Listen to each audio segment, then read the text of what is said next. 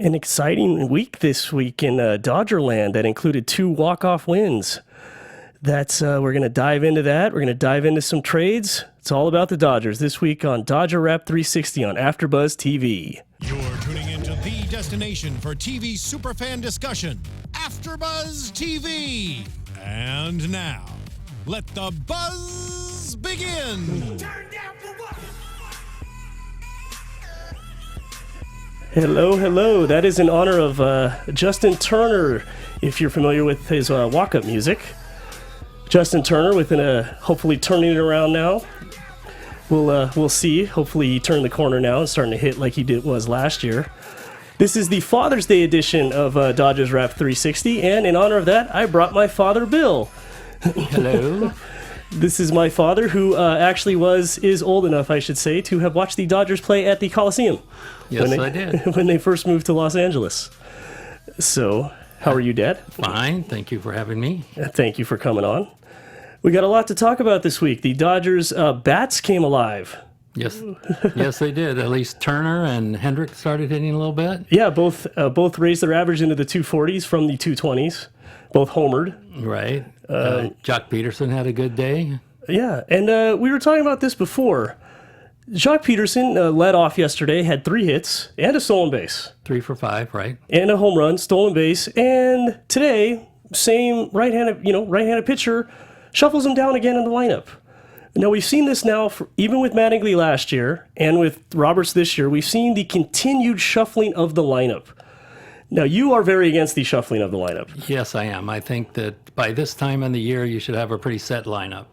And I think if he was going to have Peterson lead off, and he did so well, like he did at the beginning of last year when he came up. At the beginning of the year, remember, he was really good. Yeah, he was.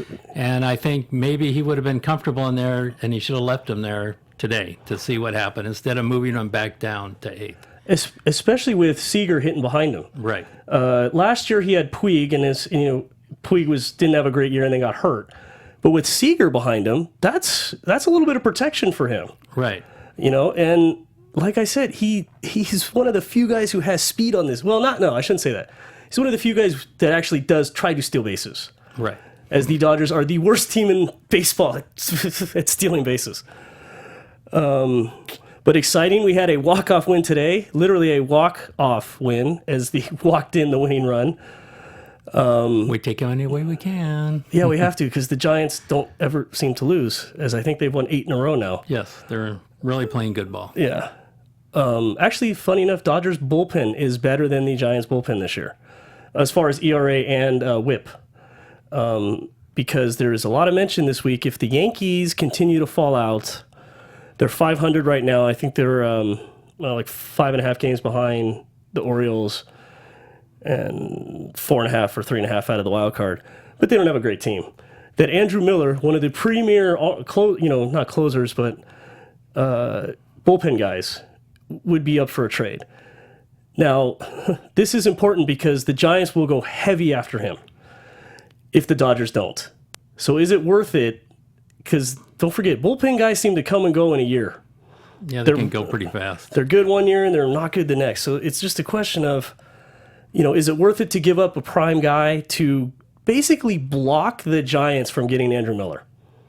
Would you give up a big-time prospect to basically do that in a season where you're not very good and might not make the playoffs? I don't think I put the future, in a problem for the future by giving up prospects for these people. I don't believe in that, really, unless you're actually right there.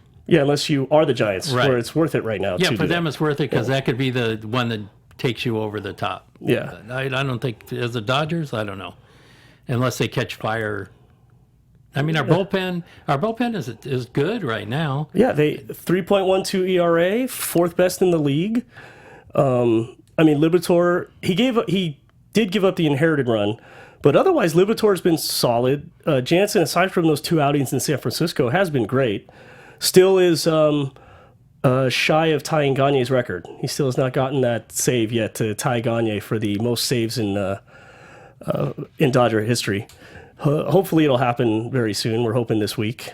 get Jansen over that hill. How many is he behind? I believe Gagne's 161, and I believe Jansen. No, I should say Jansen is one away from breaking the record. They're both at 161, except Gagne did that in like 2 years. Yeah. Well, Gagne had a little help too. Yes, well, allegedly. I don't think. Did he ever admit it? I don't think so. No, never admitted it. But we had that great walk off, and the reason I want to talk about we got to talk about Justin Turner, who seems to have turned the corner. Now, he had the surgery in the off season. And I was listening to Jerry Hairston earlier tonight after the game today, and he said the trouble is, yes, he was able to play, but he was not healthy when he came back from the surgery, and that's why he was struggling so much at the beginning of the year, because it was in his knee, his lift knee. So he was not getting. That's why in his last 28 games, he's had 8 home runs, where he only had 1 over the first 32 games. And Harrison attributed that to his knees finally feeling comfortable. So now, do you think we'll see the Justin Turner of the last couple of years, the 300 hitting, 15 home run to 20 home run Justin Turner? Hopefully, did he turn the corner? I mean, he looked good. I think he did, because you can tell by his swing. He's more comfortable with his swing. Before, he looked like he was struggling a little bit. I think his swing is really good now. The one I'm worried about more is Gonzalez again. He seems to be slow. I think his bat speed seems. I mean, watching him, because he's hitting a lot to left field, which he never did. Yeah, he was a good pull hitter. And, and I mean, he is 30. Is he 2 years younger than my sister? He's 35. No, 34. How was my sister? Forget. Anyway, he was born in 81, so he's 35. Right. Okay. I mean, maybe it's catching up with him, although he is an Ironman too. He doesn't take a lot of games off. Maybe he just needs to sit for a little bit. Yeah, I'd try it. Play Van Slyke a little bit at first and let him sit. Now, while he had the walk-off walk today for the win, Grandal has been a problem. He's not hitting at all. No, he's hitting 183, and he's not a good defensive catcher. So you have to ask yourself, if he's not hitting, why is he in the lineup at all? I mean, I'd rather have Ellis up there, who at least takes pitches. Yes. And walks occasionally. And Ellis calls a great game, and he is a good catcher. I mean, we saw, David Ross steal a base, 36-year-old catcher on Grandal. So you really have to ask why they keep throwing him out there. Why don't they give him a few days off, let Ellis play? Just for a week, see what happens. Maybe he can get himself right. We had that scuffle this week with Turner. And Turner was right. Yes. I feel he was right. Well, he was. For those of you who don't know, they got into a big shouting match in the dugout this week. Turner hit a sacrifice fly to score Peterson from third, and Grandal was on first. Well, what the first baseman is supposed to do is run halfway to make the guy throw to second instead of throwing home, so that the guy can score and then you go back to first. Well, Grandal decided he was just going to go to second and was out. And Jock Peterson almost didn't score. Yeah, and the run almost didn't count, which that was the tying run at that time. Yes. The Brewers would go on to win 8-6, but that was a huge play and a huge bonehead play. And so you just got to wonder, where is Grandal's head at? I don't know. I don't know if they told him to go. I mean, you brought up today. What did you were telling about this today with Chase Utley today? There was right. I don't know why he tried to score on that little pop fly to left field. Yeah, with Bryant running in at full speed and catching it almost at the shortstop position. I mean, he wasn't that far in left field. Yeah. So we were talking about, is that on Utley or is that on a third base coach? Now, we've had third base coach issues in the past. Right. We all hated who was there? I forget his name now. Who was there before? I don't know. He was terrible. Oh yeah, but he got fired during last season, which pleased all of us because he would send guys when he shouldn't send guys and not send guys when he should send guys. I'm drawing a blank on his name. I know it's not Larry Boa. No, who I loved. Boa was good. Yeah, but it was that's two bad base running errors, and today it cost them. Yes, it did, because we don't know what. If he would have held on, maybe we get a hit or because you had second and third and one out. Yeah, and you had Gonzalez coming up next. Right. So because it was Turner, did Turner hit the ball? Or Gonzalez hit the ball on the left? I'm sorry, Gonzalez hit the ball on the left. But you still had another at bat coming up. So it was, that was just. Yeah. no one would have scored on that. I mean, Utley was out by 10 feet. Wasn't even close. In fact, he tried to dance around the tag. That's how bad it was. And also sending Maeda from first to third on that on the inning before or the inning after. Yes, which is even more questionable considering Maeda got hit in the leg with the ball, was carted off against the Diamondbacks. He was carted out of that game. Remember, he was taken off the field. So here you're having a guy who just got hit in the leg with the ball, who had to be taken out of a game, and then you have him try to go first to third. But he barely made it to first. And that was only because Garza made the... I don't know what that was. If you get a chance, please Google Matt Garza's throw today to first base. It was really comical. I mean, I know Garza's coming back. This is only he's only pitched 10 innings since coming back from back surgery. But for a veteran like that to bounce the ball... He was just picture this. He's in between the pitcher's mound and first base and bounced the ball to the first baseman. Not only bounced it, but it was the second base side of the bat. Yeah, it wasn't even close. It was a rather bizarre play. And Maeda barely made it. Yeah. Well, that's like Gonzalez. Talk about slow. I mean, there's some times where you're like, oh, God, if he were just a little bit faster, he'd turn that first to third. That happened today with Thompson, I thought. If you had a guy with a little bit more speed, I think he could have gone first to third in the ninth inning today. Yeah. Because Thompson hit that ball near the gap. It would have been, I mean, it might have been close, but you get Puig or Peterson, I think they make that play to third. Whereas Gonzalez can't. No. And, but almost today in the ninth inning, Van Slyke almost gets picked off. Yeah. So that would have ended the game, or sent the game in extra innings right there. I don't know what he was doing. Yeah, bizarre. I think that's on the third base coach. Because they're supposed to, or at least they're supposed to be watching him. So are the guys not paying attention, or is he making these calls? I mean, we'd have to really go back and study the tape to see, and have that angle on the third base coach to see what's going on over there. Can't do it. But on the plus side, Dodgers went 5-2 this week. Like I said, the bats came alive. They raised their team average from 231 to 234, which actually that's actually pretty good to raise it as a team. It's a lot in 7 games. That's actually a lot. That's why we said hopefully if Turner turns the corner.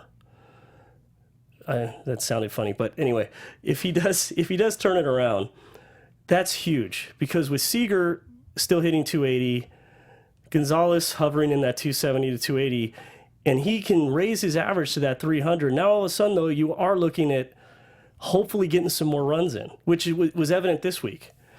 They scored a lot more. They scored a lot of runs this week. They played well. It was it shows you Turner's the key. Turner's the key, and Hendricks. Yeah, Kendrick also raised his average, I believe, to the 240 something range, and homered this week as well. Yes. So, and he had that nice line drive today, which was a good piece of hitting, where he hit it down the first base side as a righty. And if Kendrick and Turner if they can get going, this team actually finally might solve some of these run problems. I mean, they had 9 hits today and only tied the game on the Kike Hernandez home run, but they had guys on second and third a couple. They had Utley on third with no outs and couldn't bring him home. Yeah, that's when he got going home. Yeah, so their situational hitting is terrible. Yeah, that's been a constant topic on this show. The situational hitting. I mean, you have to wonder because obviously, like we thought, it was McGuire. McGuire was a power hitter, not really a situational hitter. So they bring in Turner Ward from the Diamondbacks, and it's the same problems. So either these guys just aren't listening, or they're really not finding the right guys. But I don't know. Who knows? Who knows what's going on with this crazy management that they have? I mean, you never know what Andrew Friedman's going to do. Well, that's what I'd like to know if Roberts is the one making the changes, or if it's the front office making the changes. Like continually changing the lineup, continually moving people up and down. I mean, Utley now is in a slump. He really, isn't hitting that well as he was. Yeah. So maybe it would be time to move him down in the lineup a little bit. Yeah, and with like I said, with Seager protecting Jacques, because you're gonna have to pitch to one of those guys, especially with Turner hitting. You put. That's why I thought the other day with Jacques let off and he had such a good game. It was so good. You have Peterson and you have Seager. Yes, both young guys, but both have pop. And both can hit. Both hit line drives. Now with Turner hitting, that's a lot of protection for one of those guys is going to get a lot of hits. Right. At least one of them will. And also means Gonzalez is going to see better pitches. Yeah, which, you know, you were the one who mentioned to me at the beginning of the year, and I talked about it here, was about Gonzalez's swing. You didn't like him the way he swung because we went to the Angels, the preseason game, the Angel game, and you weren't liking the way he was swinging the bat. You thought he was slow. You thought he was, and you know, I thought his bat speed was a little off. And it looks like because he has no pop this year. No. So it looks like, you know, he might be hurt. I don't think so. There's never been anything about him being hurt. Unless he's trying to go to left field. But then he should change it if he is. He needs to become Gonzalez. Yeah, you don't want to change it midstream. That's especially when you're a career 290 hitter. Yeah. You know, it's and his power is still to right and to right center. Yeah. His power alley. Well, I gotta say, Jacques kissed. If you watch Saturday's game, Jacques Peterson, he would hit that thing 15 rows up into the right center. I mean, he really hit that ball far. He just looked real comfortable leading off on Saturday. And I like him leading off because for all his strikeouts, he still walks and he still sees pitches. So I wouldn't mind him leading off. And he has some speed. Actually, Utley has decent speed, especially for someone, you know, older than me. But he's a good base runner. Yeah, that's what it is. Smart base running. Except today. Well, that's why today. See, I can't imagine a veteran like Utley trying to score on that. Yeah, making that big of a mistake. That's why I tend to agree with you that it's the third base coach. You know, it's just a lot of. I know that they need to try to manufacture runs, but you know, let's not go too far. It's but a couple other good things this week. Julio Urias. He's looked great. Yeah, his last two starts have been amazing. Except the Dodgers don't score for him. No. And when they do score, the bullpen doesn't hold it for him. Yeah, the one time the bullpen gave up runs this week was when he came in. But for those, 5 innings. He hit 88 pitches, I believe, somewhere in that 87 pitches, 88 pitches in that range. 8 strikeouts, no runs. I mean, he got guys on third. Didn't he give up 1 run? No, 2 guys got to third in the first 2 innings, but neither one scored. Okay. He got out of that, but he's really looking good, and you know he's only 19 now. We're probably only going to see. We were trying to do the math. We think he's only going to do about 4 more starts because he has a 87 innings cap, and he's about at 58 right now. So he's got about 30 more innings. Yes, he's got about 30 more innings. You know, probably 4 to 5 more starts, depending on how many pitches he throws, too. That's going to be the big thing, is the amount of pitches. So he does throw a lot of pitches. Yeah. So he is on that strict innings limit. Coming from an older school baseball, do you like that innings limit? No. I mean, I'm sure there's a reason for it, but I'm used to, seeing horses like Don Drysdale and Koufax. They used to go 300-something innings every year. You know, I don't think Drysdale, to pull them out of a game, they're like, Kershaw's like old school. Kershaw would stay in the game and go 9 innings if he could every time. And that's the way Koufax, Hershiser, Drysdale, they were all the same. They're all out of that same mold. And to me, I think if you're a pitcher, you got to go as far as you can. Yeah, they're coddling. I think they're coddling guys too much. Because I have my good friend, and he's good friends with our family, Michael. Yes. Is very for the innings limits and getting the most out of the guys.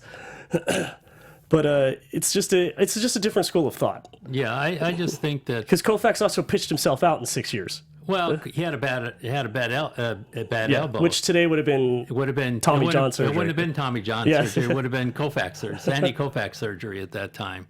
Because if they could have fixed his arm, he could have pitched for years after that. Oh yeah. But he also came along in an era that there was no minor leagues for him because he got a bonus, and at that time you had to go right to the majors. You had to go to the big team. He never pitched in the minors. Actually, I did not know that. Yes, he never pitched in the minors. He went straight to the big team, and that's where he had to learn how to throw. Oh, well, that's even wow. That's actually makes me appreciate him more. The fact that he basically went in blind. Right. So that was a big difference today. You know, he would have gone in the minors and had worked out whatever problems he had. Yep.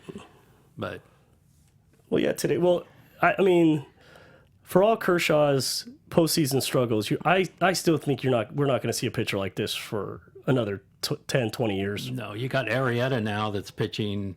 But as good Arrieta as anybody. was terrible his first few years with the Orioles. Right. He was so terrible they let him walk. That's how bad he was with the Orioles. So whatever he did with Chicago, PEDs maybe. I'm just throwing it out there. Whatever he did in Chicago, Turn him around. And Right now, he's one of the best pitchers in baseball. But Kershaw is the best pitcher in baseball. I mean, looking at him, I would think he's the best pitcher in baseball. Well, I agree. You know that Kershaw is. I love Kershaw. Tomorrow's game, Kershaw versus Strasburg. So everyone should watch that. Actually, go to it. I think there's still tickets left. If I don't win this game, I will be banned from using our family tickets because there is a long-running joke now. I am now 0 for 6. 0 for 7 actually in games that you've gone in to. games that I've gone to, and then this week I checked out the Quakes and Puig, which was a lot of fun actually. If you guys get a chance to go out to Rancho Cucamonga, there it was actually a lot of fun. I checked out the Quakes. They had like a 5-game winning streak and lost when I went to that game. So it's and the Gershon jinx continues. Yeah, that's so I'm gonna get banned here pretty soon if I don't win a game. Yes, your sister said after she invited you to go because it was her tickets for this week. Yeah, I know. For tomorrow. Now she's regretting it. Yes. So there was actually the Dodgers made a few moves this week as well. They traded away Zach Lee, their former number 1 pick, who pitched 1 game in the majors and got shelled. I think he pitched last year. He never panned out, and I thought he would. Last year, he was actually their minor league pitcher of the year. Yes. But this year, I think he's 7-5 with a 4-something ERA in AAA, and he caps out about 91, 92. So they got rid of him for shortstop Chris Taylor from the Mariners. And Taylor, he's a young guy. He showed flashes of being a decent hitter his first season up in 2014. About 130 at-bats, hit like, I think he hit about 290.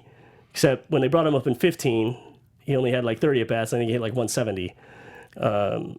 But right now, they actually don't have a backup shortstop on the big league roster. Except for Turner, who can play short, and Utley can play short. Right. But they're not actually shortstops. No. They Culberson actually I thought played well. You thought he played well this year. I thought he played real well. He's stuck in AAA. It was a curious move, especially, and they also signed their first pick this year was a shortstop. I don't know why they keep getting shortstops. If Seager's your person, he's going to be there for hopefully 10, 15 years. I mean, if you look at him, he's a kid. Yeah, he's 22 years old. Yeah. So I don't know why they keep picking up shortstops. You know, it's unless they're going to make somebody a second baseman, because Utley can only play so much more. I don't know. I don't know how you feel like Kiki playing second base. He's as a fielder. I don't know. He's okay. What's funny is he's okay at every position. He's not great, but he's not bad. He's okay. Like he's okay at every position, and he plays a lot of positions, but he's just okay at every position. Yeah. Well, I don't like him particularly in center because I think he doesn't get a good enough jump. No. Where I think Thompson would be a better backup for Peterson. Well, I think so. Actually, I like Thompson. He's went through a little slump now, but he got a couple hits this week too.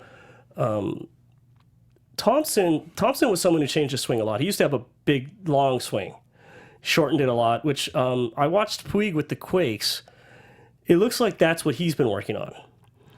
Because Puig is due back tomorrow. How was he hitting down there? He hit it. I think he got a hit in every game he's pitched. He walked 3 times in the game I saw him. Drew walks. Which is a good sign for him. Yeah, because he doesn't. I mean, you want to talk free swinging. I mean, sometimes you mentioned this. He doesn't look like he knows what he's swinging at. No. Like he has no idea what pitch is coming. He just takes a swing. Reminds me of Kemp. When Kemp used to swing at that every time they threw that outside pitch, he would swing. Yeah, no matter what. So are they guessing wrong? Are they just not seeing it? I don't know. That's a good question. So they got Chris Taylor for Zach Lee. They sent Bolsinger down. Bolsinger did not have a good outing against the Brewers. They sent him down, brought up Carlos Frias. To me, that's a wash. I don't really. I don't. Frias throws harder. Bolsinger, I think, has better stuff. Who's going to make the 5th start? I don't know right now. I mean, Frias has been, what's a spot starter? What do you have? I think he had 15 starts last year. So they can spot start Frias. They have not said, I don't know why Stripling isn't back up. Neither do I. I thought he pitched well while he was here. Yeah, so did I. So I don't know why. I believe Jose De Leon and Frankie Montes will be up at some point. When? I don't know. But they are kind of destroying the competition right now in AAA, so at some point they have to, just to see if they can pitch at this level. Well, maybe when Urias' time is up, they'll bring one of them up. Well, the trouble is, so there's some good news, sort of, only because we've heard this before, but Ryu pitched for the Quakes this week. Here we go again? Yeah, here we go again. Well, you've long been convinced that he's not pitching again in the majors. Every time he gets started, 2 or 3 starts, and then he's off. Yeah. Then he comes back. I don't know. So Ryu actually looked good. Didn't give up a run. I think he pitched 4 innings, gave up like 4 hits. I think he walked somebody and struck out like 3 guys. But capped out at 86, or an average of 86, his fastball. That's Jeff Weaver territory. Who yes, I know he pitched really good today, but yeah, I mean, that means if his stuff's not moving, he's just going to get crushed if he can't get that velocity up. Because he was hitting 92. When he was pitching really well there for the Dodgers, he was hitting 92. So, you have to hope the velocity comes back. Brandon McCarthy also throwing in the minors. Do they have any time limit for him? I don't know. I don't hear much about McCarthy. McCarthy, yes, they're going to move. One of these guys is going to be in AAA. I don't know if it's going to be Ryu or McCarthy. One of them will be moved to AAA like next week. Alex Wood has began throwing again, and Wood was actually pitching really well. Yes, I like Wood. Until he got hurt. And what I like about Wood is, one, I think he's only 25 or 26. So he's under team control. And Dodger Stadium's a good place for Wood to pitch. It's a nice pitcher-friendly park. The trouble is, in some other stadiums, he tends to give up the long ball a little bit. But I think Wood has good stuff. It's just a question of him bringing it together. Because I know you are as big a fan of Honeycutt as I am. Yes. Where we constantly question what he gets paid for. But well, I don't understand why he doesn't get any slack for all this. For problems that the Dodgers have in their bullpen. Yeah, and I brought that up on this show, is he doesn't seem to get any, and Conley, who will be back next week in studio, his vacation will be over. He says the same thing, we just don't, he's like the Teflon man, nothing, Yes. He's the only holdover from Manning. Which I didn't understand. Yeah, from Mattingly's staff, and I would have liked to have seen some new blood. I mean, I remember for how many years, what's his, Peronoski? Baranowski and Lasorda, they ruined a lot of pitchers. Yes. My dad does not have a high opinion of Lasorda, and he is a lifelong Dodger fan. It's just I don't like the way he handled the pitching staff when he was there. Well, yeah. Well, you believe he pitched people out. Yes, I think he hurt Venezuela and Hershiser to an extent. Hershiser. John Tudor, who was good for a couple years for them. Tudor was good. He tried to make John Wetland a starter and Pedro Martinez a relief pitcher. Right, which he was wrong on both parts. He does bleed Dodger blue, and he was a good third base coach. He knows baseball. Yes, he does. Although I brought up on this show that him and Kirk Gibson tell 2 very different stories about the home run in the '88 World Series. Yeah, I tend to believe Gibson. The Dodgers also signed another Cuban player this week. There's not much book on this kid. His name's Jordan with a Y, like Jordan but with a Y. Could be Jordan. I don't know how it's pronounced. Alvarez. All I know is he hit about 280. He's 6'5" and 220. Projected as a first baseman, which they didn't draft one, and they really don't, aside from Van Slyke, they don't really have anyone behind Gonzalez who's getting older. Right. How old is Gonzalez? 30 what? We said he's 35. 35. So I know he's born in 81. He's 2 years older than Molly. Yeah, I forgot. So I'm old. I forgot already. Yes, like I said, you got to watch. You saw moonshots at the Coliseum. That's right. He was there when Dodger Stadium opened in '62, or that year you went to games when they first opened Dodger Stadium. So, which is actually, Mike brought this up when we talked about Vin Scully. It's to see him go after this year. I mean, you got to look at it like my grandfather, my father, and me, and my sister all got to listen to him growing up. My grandfather was older, but everyone got to listen to Vin Scully, and that's kind of sad that he's gone. Yeah, you're not going to see it. That you're not going to, and 60% of Los Angeles can't even watch games. That's sad. To over a contract. Yeah, over a contract, which sad. Is still ongoing, and I really don't. In today's world, everything is about the short money, not the long term. And to me, that still was a move where they saw the money right away. But if you really think about this long term, you're losing Dodger fans. Well, yeah, because people can't watch. Because people can't watch games. It's still the cheapest to go watch of any sport. Some guy paid $49,000 today to watch the NBA Finals at courtside. Just think about that. He was a Cleveland fan, because if he wasn't, it was a waste of his money. Although it was a good game. Yeah. Well, actually, this is because I like football, I like the NBA, and I like the NHL, and I love soccer. I am one of the few people who has been watching the Euro Cup and Copa America. But baseball's always been my favorite sport. I love baseball, I love the Dodgers, and this is the best time of year. The NBA is now over. There's no NFL yet. There's no NHL. This is always the official start of summer when it's only baseball. And it happens to coincide with the actual start of summer tomorrow. Right. But this is always my favorite time of year. You just have baseball. So this is go out to games. It's going to be like I said, tomorrow you got Strasburg and Kershaw, which should be a good game. And then Wednesday you have Dusty Bobblehead Night, Dusty Baker, sorry. Right. Dusty Baker Bobblehead Night. For those of you who don't remember, as I was too young, but my dad remembers when Baker was on the Dodgers. Left fielder. Yeah. They're doing, since he is now the manager of the Nationals, they are having a special bobblehead for him. What was I? I was the Cuban kid. Like I said, not much book on him. They're in the mix. So a couple teams in the mix for another Cuban guy. These guys are so hit and miss. Well, because you don't know anything about them. Yeah, and you really just need one to pan out. Now, we thought it was going to be Puig, and it still might be. But right now, that might be a miss. Grandal might be a miss. I don't think Puig is going to be a miss myself. Do you think he can I pull think it together? He can. He's got all the talent in the world, whether his head is into it or not. I don't know, but he's got a gun for an arm. He plays great right field. And, maybe because they took his free swinging away, maybe it kind of messed him up. I don't know, because they tried to rein him in. Maybe they would have been better off just letting him be Puig. Well, yeah, and I mentioned that too because I wonder, because when Vladimir Guerrero came up, the analytics were not as prevalent as they are now. And Vladimir Guerrero was probably the best bad ball hitter I've ever seen. Ever. I mean, even like Tony Gwynn just wouldn't swing at bad balls. No. Chipper Jones wouldn't swing at bad balls. Clemente was the best bad ball hitter. That was before in my time. time. Yeah. But, I remember when Garland used to tell me the two hardest guys ever to get out for him were Manny Ramirez and Vladimir Guerrero. Yeah. Because Ramirez would force you to throw him a strike. He would foul off pitch after pitch, basically. Like, he'd half swing. John once told me he'd half swing just to make you throw him a strike or to walk him. And Guerrero, you could throw a ball in the dirt and all of a sudden he launches it into the seats.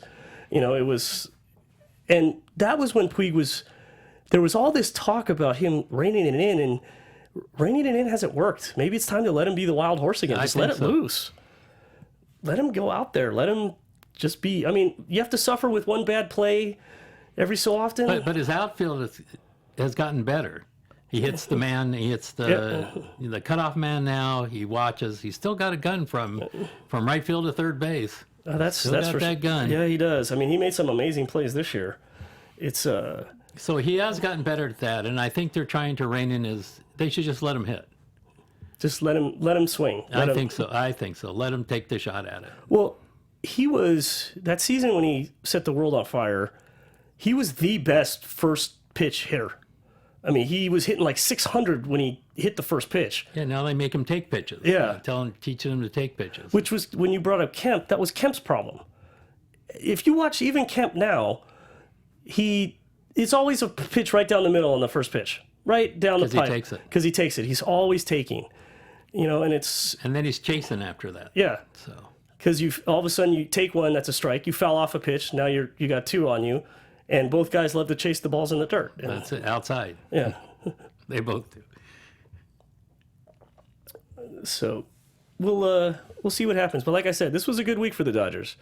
2 walk-off wins. You know, Justin Turner basically won a game single-handed. But we also have to look who we played. Yeah. Well, the Brewers. Well, no, the Brewers are not very good. Let's see how they do in this 3-game series. And we got supposedly our two best pitchers going, Casimir and although I think Maeda is our second best pitcher on the staff. Well, aside from the last game, Casimir's been. Is Urias going on Wednesday? Does he catch Washington now too? You know, I don't know. He might. I can actually check really fast. He might catch Washington because he's caught every good team. Yeah, he has. They've really thrown. Talk about. He's been thrown in the Lions. Yeah, den. what you said with Koufax having to learn how to pitch basically on the job. That's what he's doing. That's what he's doing. You know, but maybe he'll be better for it because he seems to have calmed down now and seems to have kind of figured it out. And I still say, I watched that game against the Mets, and his strike zone got really small. Yeah, they squeezed him. Yeah, so that was the Cubs kind of batted him around, but it's the Cubs; they're the best team in baseball. But he didn't pitch horrible. No, so he's been in every game actually. Yeah. So it's cute, and he's only 19. I mean, and he's learning. Yeah. And he doesn't know any of the hitters either. So he does, from what I heard or on the radio or read it somewhere, that he is a good learner, that he does study. Well, like Kershaw. Yeah. Which is, I mean, that's really all you can ask. But the guy hits what? He hits 96, 97 on the gun. He has really good stuff. I think next year when he's on the team full time, it's going to be interesting to see what happens with him. Especially because now what I like about the fact that he's getting better now is there's book on him now. Yeah. And he's pitching better. Even though these aren't, Brewers, not a great team. The Reds, he pitched good against the Reds, not a great team. But there is tape on him now. There is film on him now. And he's gotten better. That's, to me, is a good sign.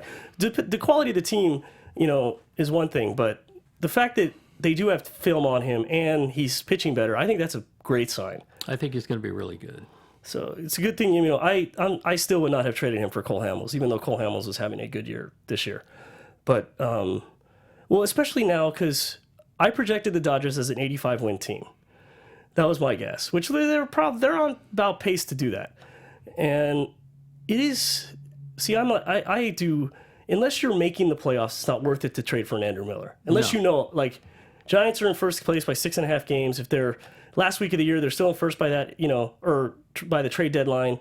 They're still in first by 6 games, 5 games. It's worth it for them to go after Miller. For the Dodgers, it's not, because you really have to start thinking about the future. But then we brought this up on this show is, do you waste Kershaw's best years by thinking too much about the future? Well, that's a fact too, because he can't pitch. He can't. How long is he going to go like this? Yeah, I mean, this has been we've seen one of the most dominant streaks for a starter in I don't know how many years, since maybe Clemens in his prime, when Clemens was with and even Clemens wasn't this good. No, Clemens before all the scandal with Clemens, if you got to watch the Red Sox in the '80s, Clemens was amazing as a pitcher, and was at that time the most dominant pitcher I saw. Until Kershaw came along. That's just me. Yeah. Yeah, well. So it worries me that if you just focus all on the future, you're going to waste Kershaw's years. Yeah, you're going to waste one of the best pitchers. But then you need the bats. So are you going to get a relief pitcher, or would you rather get a hitter? If Jonathan Lucroy from the Brewers, the catcher, were up on the market, I might go after him. Yeah, catching is a weak hitting spot for us. Yeah, so and LaCroix hits 300. I mean, we've talked about Ryan Braun. The only trouble is you're adding another outfielder. Which we really don't need. Yeah, I mean, granted, he's hitting 320, but he does come with baggage. For the infamous FedEx mixed up my test, and then I failed it anyway. But I don't think right now it's. Do you think you don't think it's worth it to trade for somebody, right? Not at this point. Just kind of ride it out, see what happens? I think we still have a good team. It's just that we need the situational hitting, because we do have the pitching. Yeah. And it looks like our relief pitching has gotten a lot better. Although a couple of them are like Baez, he's either hot or cold. Hatcher's been hot and cold. Hal's been cold. Yeah. But basically, most of them have pitched really well, and our starting pitcher isn't that bad. No, it's not. And we just need the hitting. I mean, this week's a good test. We got Washington and we got the Pirate in Pittsburgh. Right. Washington here in LA, then 4 games against the Pirates. Yes. But the Dodgers have a funky schedule. They don't get a lot of days off. No, they played. They played 22 straight games at one point without a day off. Yeah, then we got one day off and we started. No, then we got one day off and we played 2 games and then got another day off. Yeah, and then now we're on that. We're streak on another again. streak again. Yeah. So their schedule's a little wonky, but this is one of those series where they need to at least be 500 right at the end of it. They have to at least win, or well, since it's going to be 7 games, they have to go 4-3. I like to go 2-1 against Washington. That would show that we're back, where we should be. Especially if like we were talking earlier, if Turner has come around, that's huge. And then hopefully we can go 2-0. We got Kershaw going on the mound, although it's against Strasburg. So we'll see what happens. The new Strasburg still, his ERA is close to 3, I think. Yeah, he's 2.90. Yeah. But they score for him. That's the Well, they don't score for Kershaw. Yeah. Well, they don't score for too many people. Kershaw's never had run support. No. Last year they scored for Greinke. Yeah, they didn't score for Kershaw. Yeah, they scored for Greinke. But you agree with me that in the end that was a good move to not sign him to that 6-year deal. I wouldn't have signed Greinke to that kind of money. It was we're not really missing much. So well, he started off bad, and with our run support, he probably wouldn't be much better than he is with Arizona at this point. Yeah. So that's it, folks, for this week on Dodger Wrap. I am Josh Gershon. You can reach me at Gersh13 on Twitter. This is my father, Bill Gershon. Thank you for having me. Yes, happy Father's Day. I was glad you're able to make it on. Much. Mike Conley will be back in studio next week. That's a wrap. From executive producers Maria Menounos, Kevin Undergaro, Phil Svitek, and the entire AfterBuzz TV staff, we would like to thank you for listening to the AfterBuzz TV network.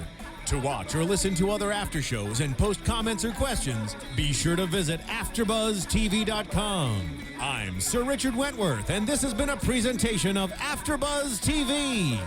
Buzz you later. The views expressed herein are those of the hosts only and do not necessarily reflect the views of AfterBuzz TV or its owners or principals.